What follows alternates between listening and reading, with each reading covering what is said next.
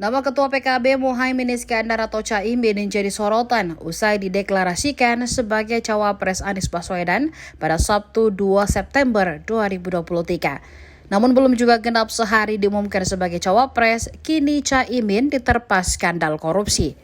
Dikutip tribuntimur.com dari tribunnews.com, Caimin dikabarkan berpeluang diperiksa Komisi Pemberantasan Korupsi atau KPK. Pemeriksaan tersebut terkait kasus korupsi Sistem Proteksi Tenaga Kerja Indonesia di Kementerian Tenaga Kerja. Sinyal Caimin bakal dipanggil KPK lantaran Wakil Ketua DPR 2019-2014 itu merupakan menteri saat kasus tersebut terjadi.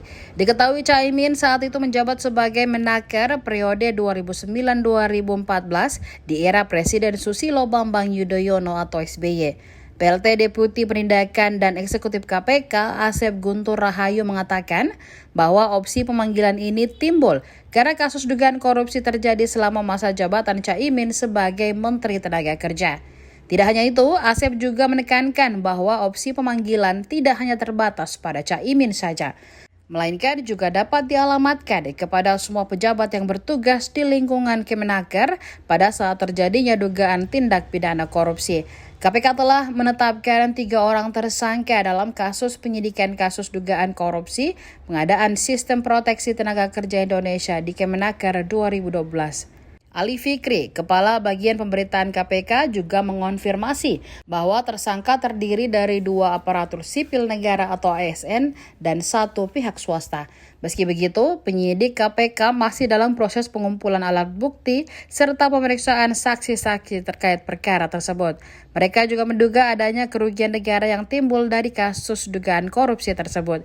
Sesuai dengan ketentuan dalam Undang-Undang Nomor 31 Tahun 1999 tentang pemberantasan tindak pidana korupsi, penyidik KPK sebelumnya telah melakukan penggeledahan di kantor Kementerian Tenaga Kerja pada tanggal 18 Agustus 2023.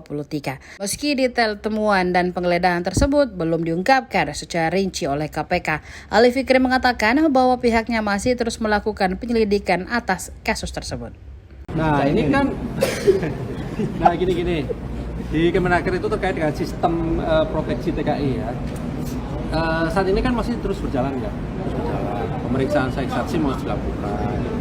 Itu materi proses penyidikan ini terus kami lakukan. Kemarin dan hari ini juga kami memanggil saksi-saksi. Jadi kami sih berharap teman-teman tidak masuk ke materinya gitu. Karena nanti kalau masuk materinya mengganggu proses penyidikan yang sedang kami lakukan gitu ya. Tapi yang pasti bahwa betul ada tersangkanya, ya kami sudah sampaikan. Terkait dengan apa pengadaan barang jasa dari Sistem Proteksi TKI. Tahunnya berapa nanti kami terus gali dulu proses penyidikan itu. Yang diperiksa itu tahun 2012, Ketua Panitia Pengadaan 2012. Ya nanti artinya kan begini, proses itu kan terus berjalan, sehingga tidak bisa kami tentukan, kami tutup dalam tahun tertentu misalnya. Itu kan. Ya nanti kami akan sampaikan ketika kami umumkan tersangka kan konstruksinya gitu nanti akan kita.